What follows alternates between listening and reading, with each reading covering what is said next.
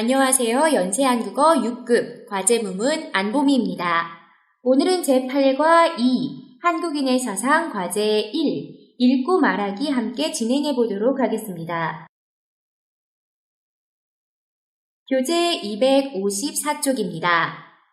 다음은 한국의 옛 이야기입니다. 읽고 질문에 답하십시오. 고구려, 신라, 백제 등의 이름 들어보셨나요? 네, 바로 한국의 삼국시대를 말하는 거죠. 4세기에서 7세기경에 한반도를 3분에서 지배하던 때를 말합니다. 고구려와 백제와 신라라는 나라가 있었고요. 중국은 당나라 때에 해당이 되죠. 자, 결국에는 신라가 삼국을 모두 통일하게 됩니다. 자, 그때 백제의 마지막 명장, 계백장군과 신라의 화랑, 관창의 이야기가 참 유명하거든요. 같이 한번 살펴보도록 하겠습니다. 자, 먼저 가달락의 이야기 읽어보도록 하겠습니다. 자, 가달락에서는 백제의 장군, 계백장군과 신라의 화랑이었던 관창의 이야기가 나옵니다. 계백장군이 나당 연합군에 맞서는 출정 명령을 받은 후에 자신의 가족을 죽였다고 했어요. 자, 나당 연합군이라고 하면 신라와 당나라가 연합한 군대를 말합니다. 계백장군이 자신의 가족을 죽인 이유는 무엇입니까? 네, 이미 나라의 위태로움을 알고 살아서 욕을 보는 것이 죽어서 편안함만 못하다고 생각했기 때문입니다. 자, 결국에는 죽기 살기로 싸우겠다라는 각오를 자신의 가족을 직접 죽임으로써 밝히고 전쟁터에 나간 거죠. 이러한 충신과 각오로 대적한 결과 전쟁에서 어떤 결과를 얻었다고 했죠? 네, 신라와 당나라의 군대는 숫자적으로 굉장히 많았다고 해요. 자, 그래 보니까 70만의 신라군이라고 했죠? 자, 백제군은 고작 5천만이라고 했습니다. 자, 하지만 이렇게 대군사들과 대적해서 백제군이 죽기 살기로 싸웠기 때문에 적은 병사 수에도 불구하고 승리를 거뒀다고 했습니다. 자, 다음 단락입니다. 자, 계속해서 가단락인데요. 자, 이번에는 신라 측 확인해 보겠습니다. 자, 백제 측에 계백장군이 있었다라고 하면은 신라 측에는 화랑도가 있었습니다. 자, 여러분 화랑도에 대한 이야기 들어보셨나요? 자, 신라 시대의 화랑이라고 하는 것은 젊은 인재들로 차출된 무를 겸비한 군대를 말합니다. 자, 화랑도 정신을 우리 세속오계라고 합니다. 주로 불교 사상에 기인한 정신이에요. 자, 이 화랑도의 세속오계 중 임전무퇴라는 항목이 있습니다. 자, 임전무퇴 한자어인데요. 어떤 의미 같으세요? 전투에 임함에 있어서는 절대 물러남이 없다라는 뜻입니다. 한번 싸우기 시작하면은 후퇴는 없고 계속 전진해서 끝까지 죽을 때까지 싸워야 한다는 용맹함에 대한 항목입니다. 자, 이러한 정신을 보여준 한 화랑의 이름 바로 관창이죠.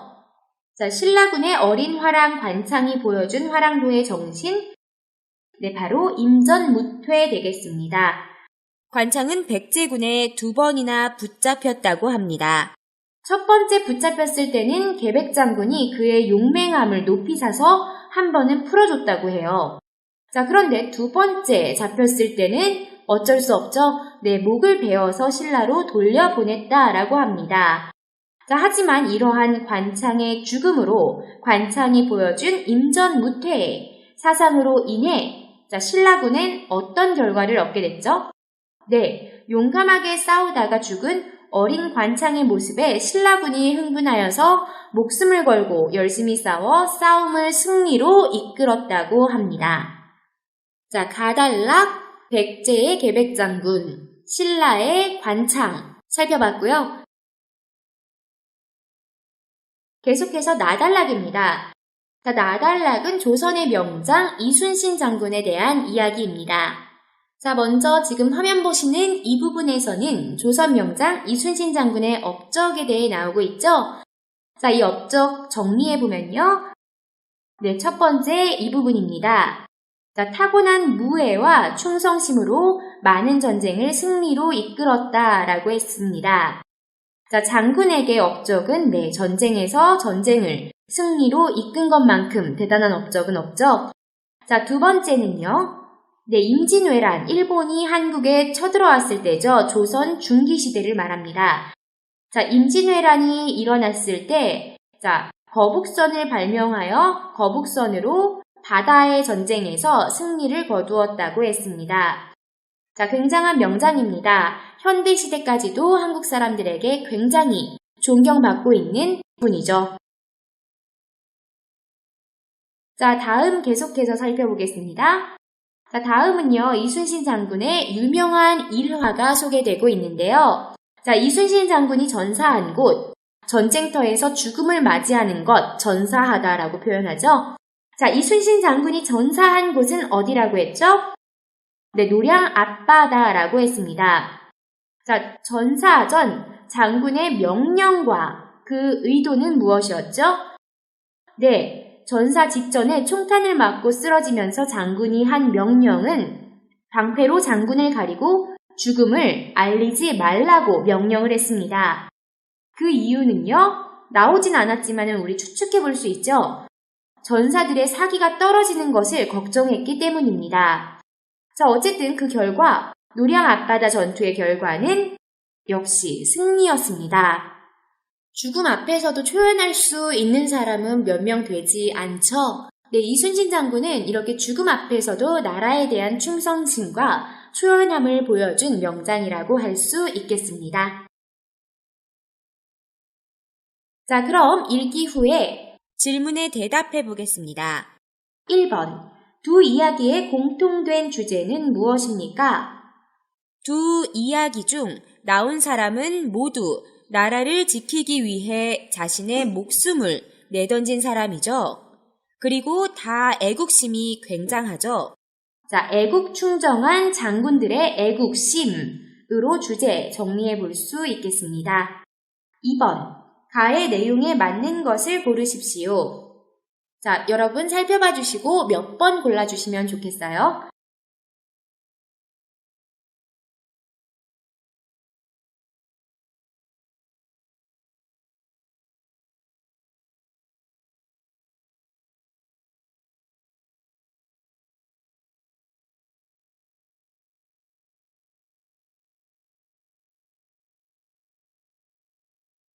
네, 4번. 관창은 임전무퇴 정신을 지켜 전쟁에서 죽을 때까지 싸우다 전사하였다. 자, 이게 맞는 내용이죠. 관창이 보여준 임전무퇴 정신. 자, 1번부터 한번 같이 살펴볼게요. 1번. 백제군은 신라군보다 수가 더 많아 전쟁에서 유리하였다. 아니죠? 신라군은 수적으로는 70만, 백제군이 5천만, 신라군은 백제군보다 수가 더 많죠. 자, 2번. 계백장군은 신라의 용감한 장군으로서 관창과 싸우다 전사하였다.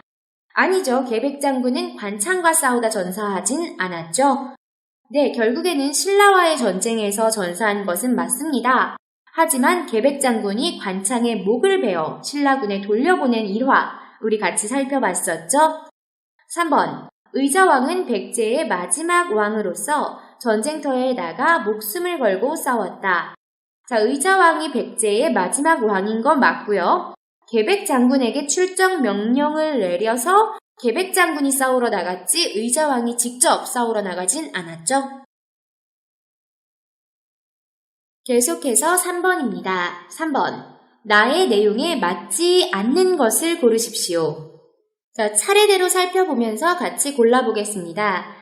1번. 이순신은 충성으로 가득 찬 일기를 계속 써왔다.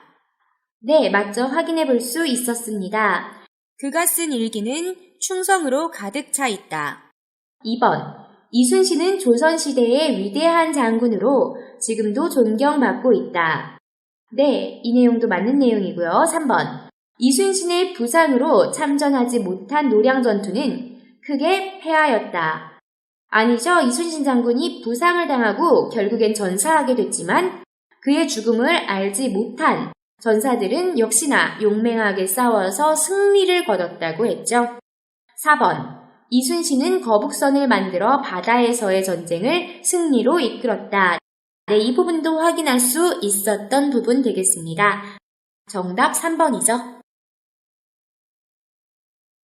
자, 4번 말하기 연습입니다. 여러분 나라에도 위의 주제와 관련된 이야기가 있습니까? 이야기해 보십시오. 중국 같은 경우는 역사가 굉장히 더 길어서 굉장히 명장들이 시대별로 많죠. 중국의 유명한 소설, 삼국지만 봐도 그 안에 등장하는 실존했던 명장들도 엄청나고요. 자, 그 중에서요, 여러분은 어떤 장수를 좋아하세요? 자, 여러분 각자 좋아하는 장군들, 존경하는 장군들이 있겠지만요. 자, 저는 이분으로 한번 준비해봤습니다. 명나라 장군 척계광 장군입니다. 여러분 저보다 더 잘 알고 계시죠? 자, 어떤 활약을 보여주신 분인가요? 네, 굉장히 이분도 나라를 위해, 평생을 거의 나라를 위해 몸바치신 분이죠. 특히나, 네, 왜구들. 자, 일본 해적들을 말하는 거죠. 자, 일본에 왜구들이 쳐들어왔을 때, 네, 척계광 장군이 왜구 퇴치에 굉장한 공을 많이 세우셨죠. 거의 일평생을, 네, 사랑하는 나라를 위해, 또 그 나라에 사는 인민들을 위해서, 백성들을 위해서 일생을 몸바치신 분입니다. 왜구토벌에 일생을 몸바치신 분입니다. 자, 여러분이 알고 계시는 것 뭐 있으세요? 일단 명나라 때 장수이다 알고 있을 거고요. 거의 30년 동안 명나라를 위해 싸우고 결국 왜구를 물리쳐 남동해안 지역을 평정했다. 자, 그리고 또 이분에 대한 유명한 일화가, 자, 여러분 척가군에 대해서 들어보셨죠? 척가군, 한자 어휘고요. 군대의 이름을 말합니다. 자, 명나라 때 농민들과 병사들 4천으로 조직된 척가군, 네, 바로 척계광 장군이 육성한 군대입니다. 왜구가 자주 쳐들어왔다라는 역사적 상황은 나라 안에 정비가 제대로 안 되고 있었다라는 것이죠. 자, 척계광 장군이 이를 보고서 특히나 명나라 군대의 전투력을 보고서 굉장히 안타까워하면서 이대로는 백성들을 지킬 수 없겠다 생각하면서 만든 군대가 바로 척가군입니다. 이후 장군은 척가군을 이끌고 많은 전투에 나가서 승리를 거두고 왜구를 토벌하는 데 앞장섰죠. 자, 척가군을 이끌고 네, 왜구가 굉장히 기승을 많이 부렸던 절강 일대와 복권 일대의 왜구를 격파하는 데 힘쓰셨습니다. 자, 그리고 척장군의 유명한 전투는 1563년에 선유 전투를 꼽죠. 자, 이미 왜구가 선유 지역을 포위하다시피 해서 굉장히 어려운 전투였습니다. 결코 척가군의 유리한 전투가 아니었는데요. 이런 어려운 상황에서도 포기하지 않고 용맹함으로 척가군의 사기를 복돋고 그리고 또 척계광 장군의 전략으로 선유의 왜구들과 다른 왜구들과의 연계를 차단 후에 공격을 하여 큰 승리를 거두었습니다.